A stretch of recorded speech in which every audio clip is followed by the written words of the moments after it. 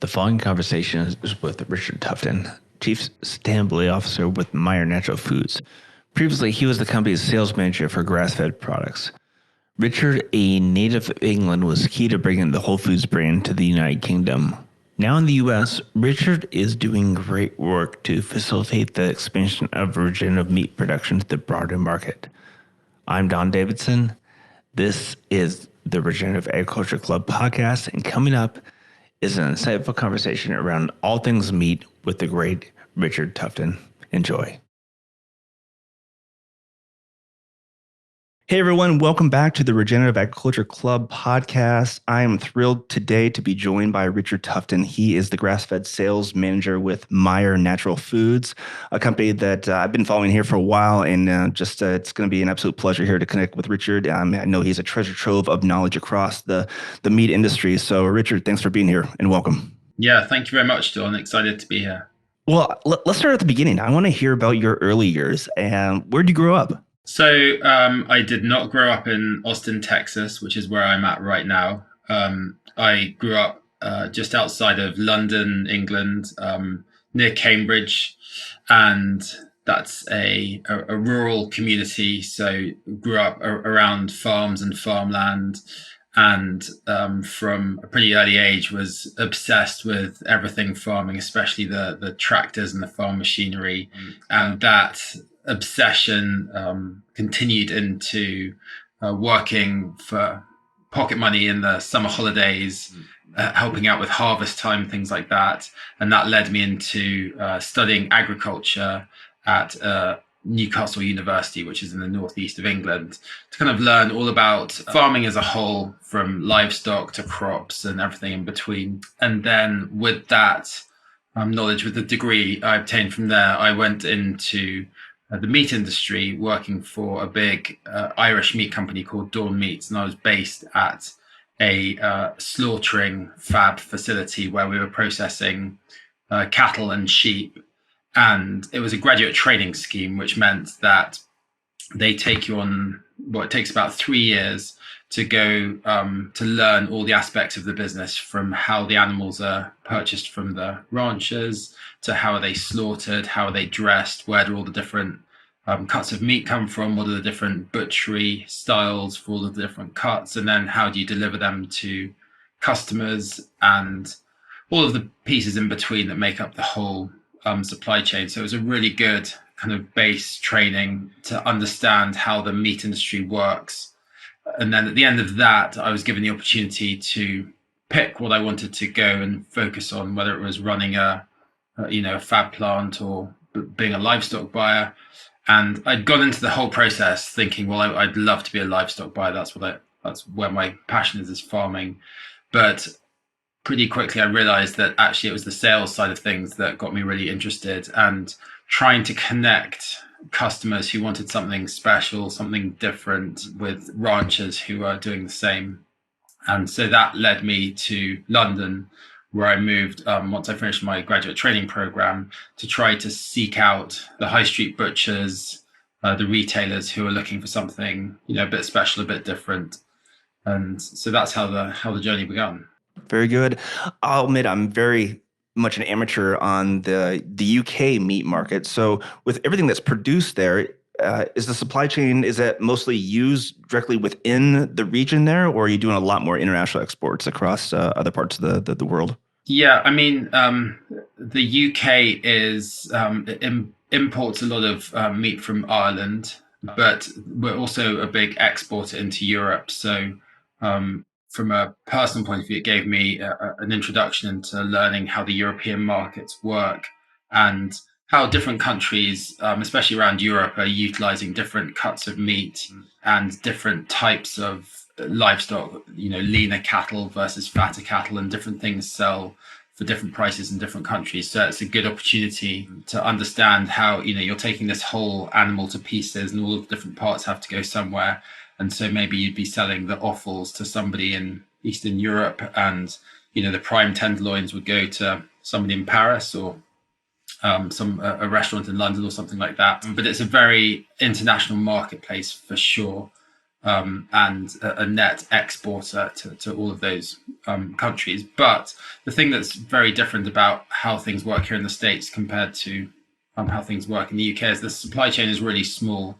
The distances between the ranchers, the slaughterhouses, and most of the customers is a very small supply chain. So it's much more simple to organize. And it's also much more of a traditional supply chain, meaning there's far fewer man-made influences on the growing of livestock compared to what I've experienced so far here in the States. So I grew up in the central part of the United States, very rural area, and was always around, whether it's livestock or just traditional row crops. But the topic of grass-fed raised meat was never part of my vocabulary as a child. How does that contrast within the UK? Has that been much more established in the industry, or is that a newer trend as well? Well, the thing that's interesting about the way that cattle are raised in the UK is that they're all grass-fed. As our cattle here in the States, every beef animal starts its life on grass, but the majority of the systems in the UK are majoring in grass. Hormones aren't a thing. Antibiotics are used therapeutically, but that's what I mean when I say it's a much more kind of traditional system. I don't really like the word natural, but it is a much more natural system. So the cattle are out on pasture for most of their life. Some of the ranchers would have barns that they would bring them in the wintertime and feed them maybe barley or wheat or crops grown on the ranches. But it's a really simple way of raising the animals compared to the US, where feedlots are a big thing. Big industrial feedlots aren't really a thing in the UK. Corn is not a major factor in terms of what the animals are fed. And so calling out grass-fed recently, yes, it's been a bit more of a trend, but it hasn't really been needed to be one because most of them are grass-fed anyway. So it's not really a kind of differentiating factor in the marketplace versus cut to the States, where corn is a big part of the way that animals are grown here. Since the Second World War, when the US government essentially incentivized all of the ranchers to grow corn. It was heavily subsidized. It got America back to work. The aim was to cut the cost of the average, grocery bill for your average US consumer after the war. They wanted to make that as low as possible. And so mass production began of corn. And then it was soon realized that you could feed corn to cattle and have them grow almost twice as quickly as if they were just left to eat grass. So you were finishing cattle, meaning you were slaughtering them. The length of time from birth to slaughter was probably 15, 16 months compared to if they're on grass, where it's more like 28, 29 months. And that was great back then because the cattle were being finished quicker, the food was getting to the tables quicker, it was cheaper. Hormones got introduced so they could grow even quicker. Antibiotics got introduced so they would never get sick. And, things were great because I guess the side effects of all that hadn't really been considered because the main reason for all of that was to keep the cost of food down and keep food on the table of as many people as possible. But then, in the last 10 years, there's been a much better understanding of some of the negative effects of that, animals getting sick, humans potentially, having heavy cholesterol in their arteries in later life due to the really fat, rich beef that you get from corn-fed cattle. And obviously, animal welfare has become a big focus in the last 20 years. I'm not saying all feedlots are the same, but there are definitely some questionable animal welfare things happening, which, definitely we're moving in the right direction thanks to amazing people like Temple Grandin. But there's still a long way to go. And I think there's still a lot of turning a blind eye to things because meat's really cheap and we're happy with that. But I think the generation that's coming through, I guess, my generation, certainly my children, are much more focused on understanding how the animals are raised and I know that we're much more willing to spend a little bit extra on a pound of ground beef if I know that it's come from a higher animal welfare ranch, or it's being grass fed, or things that are now important, versus trying to find the cheapest meat possible. So you build up this wealth of knowledge in the meat industry there in the UK. What then led to your path to the US? Well, the first thing that happened was Whole Foods came to London, and I was one of the people that helped them adapt to the British market, and I got to show them how farms worked in the UK compared to how farms worked in the US. And what year would that have been? Like when was Whole Foods penetrating that market? That is a good question. About probably 2005-ish, something like that, 2006. And what was interesting is they came to the UK and said, right, our unique selling point is going to be, we can't have hormones, we can't have antibiotics in the supply chain. And how are you going to possibly do that? And we looked at them and said, well, that's the thing, is that's all of the cattle here. Like, hormones aren't a thing. And so we had to help them kind of adapt their model to still be the leader in terms of animal welfare, but it was very different to what sets them apart here in the States. They're clearly very different compared to some of the commercial meat that's available. But in the UK, the standards are already really high because a lot of those man-made influences don't exist. So I formed a really good relationship with the guys at Whole Foods and helped them adapt their model to British agriculture. And with that connection, I got to know some of the folk who work here in Austin, Texas. So professionally, that was happening. And then personally, I got introduced to my wife in London, who, although born in England, grew up in Texas, and she went to university here in Austin. And we did a few trips to Austin to go to friends' weddings and things like that. And so everything kind of all came together. And once we got married, I was able to get a green card. And then with the Whole Foods connection, they were able to put me in touch with one of their suppliers here in the States. And so, yeah, it all worked out. So we moved to Austin 6 years ago. Wonderful. And so with that transition to the US, did you then begin working with Meyer Natural Foods, or was that coming later? So initially, I worked for a supplier who was bringing in grass-fed beef from Australia and Uruguay and feeding that into the Whole Foods supply chain. And that was great. But what I found was I really missed being on the ranches and meeting the ranchers and being in the fields with the cattle. And my role wasn't giving me that because the cattle that we were selling into the US market were coming from Uruguay and Australia. And so I met with Meyer a couple of years ago now and just found that we were very aligned in our beliefs. The reason that I came to the States was I wanted to make a positive impact on the quality of beef that's enjoyed over here. And if I could have some small impact on that, then that was something that was really important to me. And so I met Meyer and very quickly realized that they felt the same way as I did about livestock standards, meat standards, just the whole fact that they don't do anything with hormones.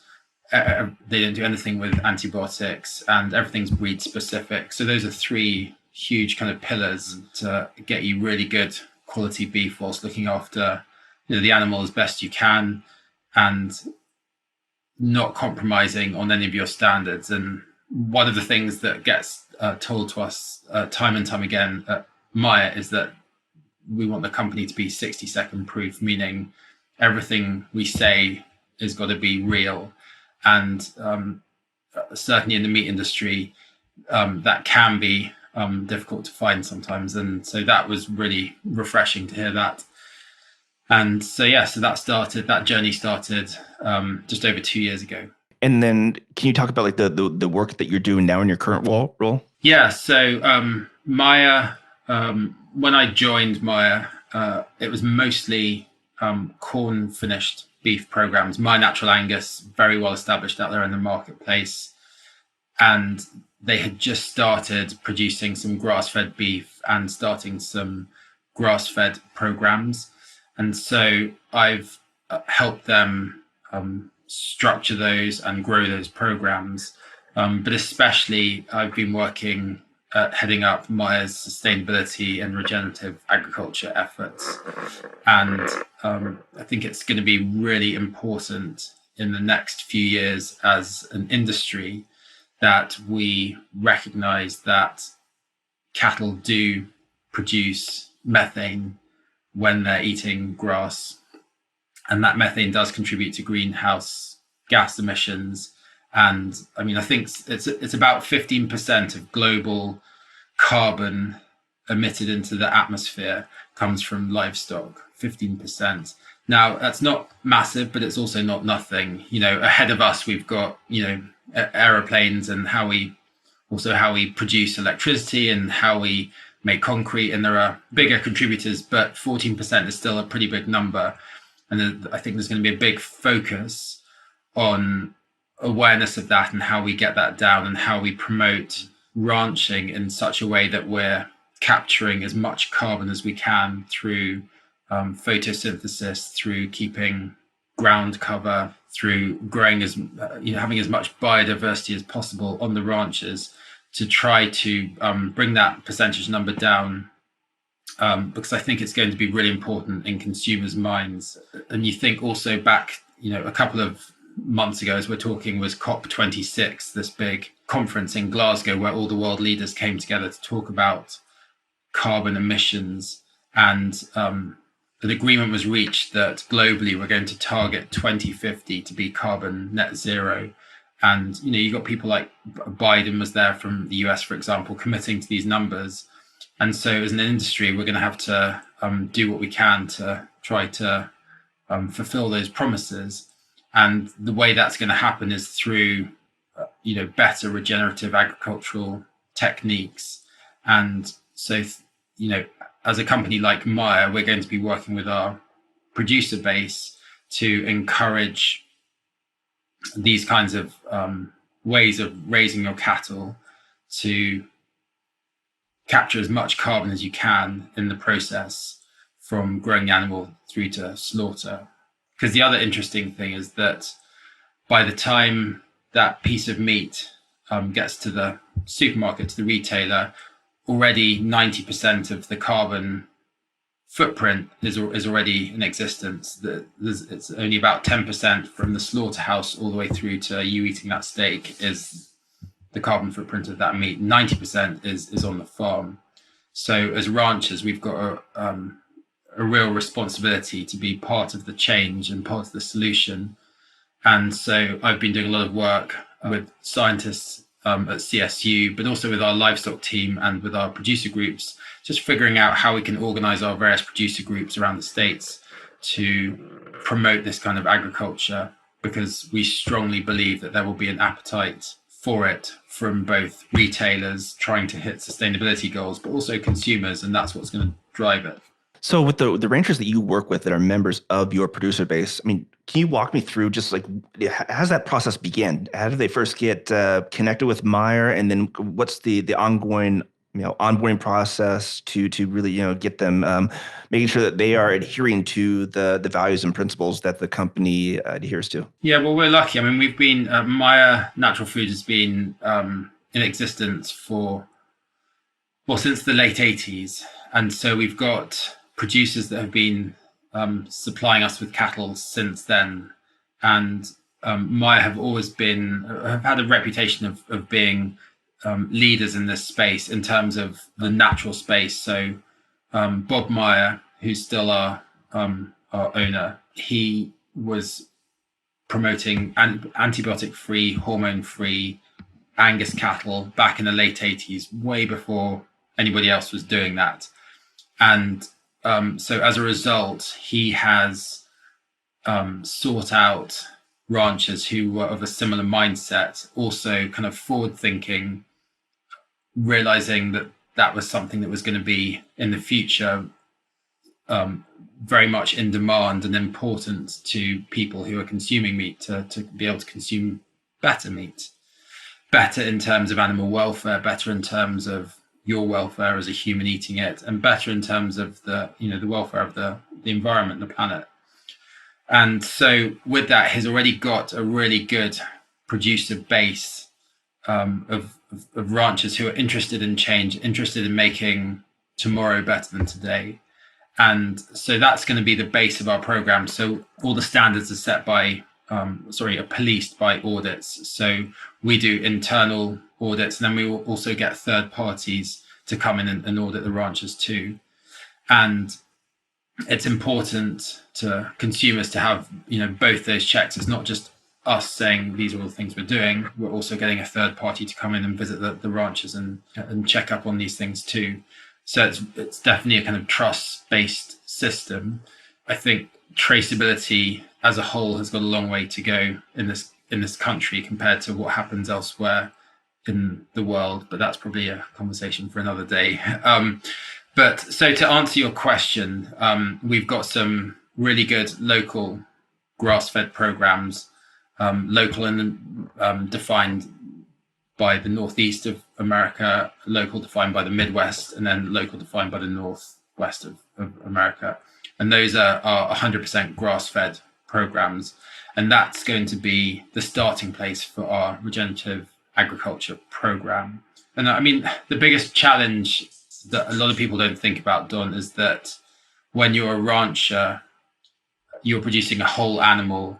And in order to find a marketplace for that whole animal, it's really challenging because you're taking a jigsaw to pieces, and you have to sell every one of those pieces in order to, make a profit. And so that's really what Meyer's role is, that we're trying to identify all of the ranchers who are in that regenerative, sustainable space and be a home for their whole animal. And then it's our job to find customers for, the hoofs, as well as just the tenderloins and the ribeyes, the strip loins. And that's the challenging part. And I think there are ranchers out there who do try direct marketing, and, good on you for trying it, but it's really challenging. It's challenging to sell every single piece of the animal. So that's what our role is. And the other thing that's really important is that it has to be scalable, whatever we're doing. So that, we supply 24 of the top 25 retailers here in the States. Much of it is private label, so it doesn't have, the Meyer name on it. But the point is it has to be scalable so that we can go to Wegmans or Albertsons or Kroger or Whole Foods and offer a program which is going to put meat in their service counter or on their shelf every day of the year. And that's challenging as well. So our role is to find these little rancher groups that can farm to really good standards that we can then sit in front of these retailers and just match up, the supply and the demand. And that's what's really challenging in this space. There are some guys who are doing really good work, White Oak Pastures, Force of Nature, down here in Texas, Rome Ranch, friends of mine here from Austin, really good stuff, but they're all still quite small and it's hard to scale it. And, when you're talking to Mr. Kroger or Mr. Wegmans, it's hard to say, we've got a program, but it's only, 10 head of cattle a week or something like that. They need the scale. They need to be able to keep those shelves full all year round. And so that's what Meyer's role is in this space. So, Richard, with the few minutes here that we have remaining, I want to really kind of touch on just some of the big mega trends that's happening across I guess what I would consider is the global meat industry. And one that I wrote down here, because I know this is coming up in the public health discourse, and that's about risk about antibiotic resistance and trying to move away from that just because of, with all the confined livestock lots and the risk that can result into public health, especially coming out of the pandemic that we've all experienced globally as well. Any thoughts on that topic of antibiotic resistance? Yeah, well, I think, as I referenced earlier, I think antibiotics only came into the supply chain in such a big way because essentially we were trying to find, as a post-Second World War, we were trying to find ways to produce cattle and meat as quick as possible, as cheap as possible, and as big as possible. And what we found is that animals were getting sick because we were putting them in small spaces and diseases were traveling quickly between them. we were putting them in small spaces because it made feeding them much easier. And so that's why antibiotics came into play, and the cattle were being fed antibiotics before they got sick to prevent them from getting sick. And that was all great, back in the 60s and 70s. But then antibiotic resistance is a real thing. And that's why it's really important that we move away from, using antibiotics unless the animal's sick. Obviously, just as if a human is sick, if it's appropriate to give antibiotics, then you want those antibiotics to work. And so for those two reasons, it's really important to, exclude the level of antibiotics that are in the supply chain right now, because it's crazy how high that is and how it doesn't need to be. But it's as a result of the mega intensive industrial man-made influences on the system. And, our message is, let's move back to a system where cattle are out on pasture and not in these huge confined feedlots. And it's going to take a long time to, get that across. But I think it's important that we talk about it, and it's important that consumers understand where their food is coming from. So I've seen figures that, obviously we have a growing global population, but I've seen figures that per capita meat consumption is on the rise. I don't know if you've seen similar, but and then I've then seen the emergence of what I would consider alternative proteins to basically solve that problem of a growing global population that's consuming more meat products. And so whether it's meat derived from plants or meat derived from animal cells to avoid animal slaughter. What's your take on all this? Because I see the debates on both sides, because I know that for those companies, they see that they're providing a sustainable solution that's environmentally friendly. But then also, too, I hear from ranchers as well saying, really, a product that we call meat should only be called that if it's derived from a slaughtered animal. So it's interesting to hear the debate on both sides. Yeah, it is. And clearly there's a demand for that product.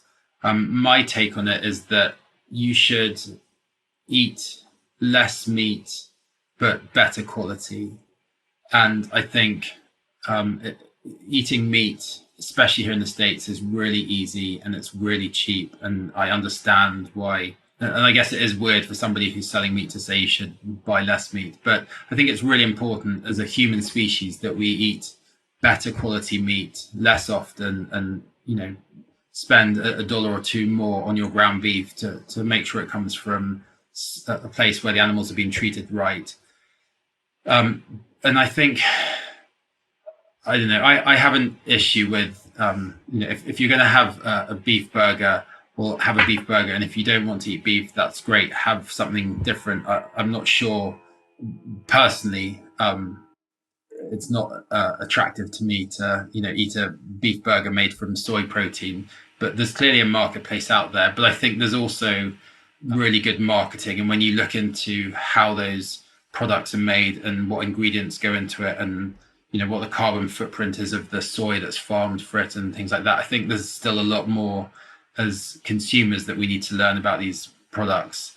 And I guess I come from a kind of old school place where I want salad to be salad, vegetables to be vegetables, and meat to be meat. And maybe that's a bit of an outdated point of view, but that's how I think about it. It's a fair debate. I mean, it's going to be really interesting to see. I don't see that's going to slow down anytime soon. And certainly, I've seen other major meat players out there that are getting into the space or acquiring companies in this space. So it's an interesting trend. Yeah, no, true. And the thing that's interesting is that those products are starting to get into the meat real estate in retails. And so, Meyer Natural Foods, we have a range of Laura's Lean plant-based burgers. So it's a space that we are in too, because the real estate in the store that was previously being used to sell meat is now being used to sell these plant-based alternatives. So we have the relationships with all of the retailers. So it's an opportunity that we're trying to, be a part of as well, cautiously. Richard, this has been an absolute pleasure connecting here. I cannot wait to go back through this, and I just jotted down a ton of notes here that I know that we'll include into the show notes that'll go online. But I want to give you the last word here. What's the best way for folks just to stay on top of your work and what's happening with Meyer Natural Foods? Yeah, so we have an online presence, meyernaturalfoods.com, and from our website, we have got an e-commerce option, so you can shop online and have our products delivered to your door, which is pretty cool. We've done a lot of work on that over the last year, especially the pandemic that we're still in. Online shopping has become really popular, so there is an opportunity to buy meat directly from us. You can find Meyer Natural Foods on all of the social channels. We're on Instagram. Meyer has a ranch up in Montana, which is our original ranch that Bob Meyer purchased back in the 80s. And they often do some really good live Instagram Q&As and run live chats and things like that. I'll share the details with you so you can post them in the show notes. But that's pretty cool. Just trying to educate, because I think that is the key to all of this, is just learning better about where your food comes from so that you can make better decisions, whether that's for the environment, whether that's for your family, whatever the case is. I think there's a lot of opportunity to learn more about food and where it comes from and how it's produced, and just think about, are you happy with that, or do you believe that things could be a bit better? And so, yeah. Wonderful. Richard, thank you again. Appreciate the value, the insight, and the knowledge, and hopefully we can do a round two sometime. Yeah, definitely. That would be great. And I'll keep in touch as we start to develop more in this space in our regenerative agriculture programs, which are still in their infancy. There are smaller companies that are much further along than us. Obviously, we're quite a large company in this space, and so it's going to take us a while to get things organized. But we have a clear goal that we see that this is important, and we want to make sure that consumers can walk into a supermarket and choose meat that has a lower carbon footprint than other meats. And right now, it's really hard if you go into a supermarket to work out if carbon footprint and climate change is important to you. It's really difficult to know what to pick up, because that's not the labeling doesn't go that far yet. And so we want to be part of that change to try to help that process, so that you as a consumer can make a choice rather than that decision being made for you behind the scenes. Love it. All right, we'll put a cap on it there. Thanks for listening, everyone. We'll see you next time. Thanks. Bye.